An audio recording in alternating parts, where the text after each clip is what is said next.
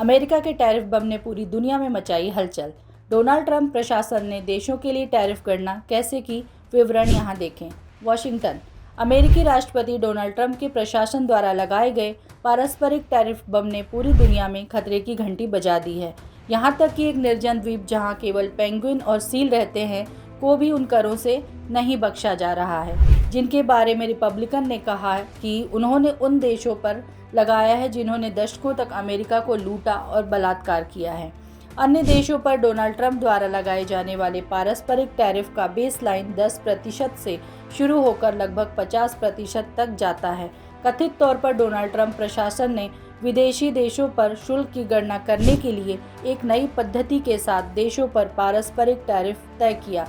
Tariff दरों और व्यापार बाधाओं के मिलान पर अपने पिछले फोकस से हटकर मुख्य रूप से व्यापार संतुलन पर आधारित मॉडल पर ध्यान केंद्रित किया। सरल शब्दों में ट्रंप का पारस्परिक टैरिफ फॉर्मूला पूरी तरह से व्यापार घाटे के बारे में है। ट्रंप प्रशासन ने देशों पर टैरिफ कैसे तय किए? बुधवार रात जारी एक बयान में United states trade representative USTR ने टैरिफ निर्धारित करने की नई पद्धति के बारे में बताया, जिसने वैश्विक बाजारों में पहले ही हलचल मचा दी है। ब्लूमबर्ग द्वारा USTR के विश्लेषण के अनुसार यह फॉर्मूला किसी देश के यूनाइटेड स्टेट्स के साथ व्यापार अधिशेष को लेता है और 2024 के लिए US सेंसस ब्यूरो के डेटा का उपयोग करके इसे उसके कुल निर्यात से विभाजित करता है। फिर परिणाम को छूट वाली टैरिफ दर बनाने के लिए आधा कर दिया जाता है।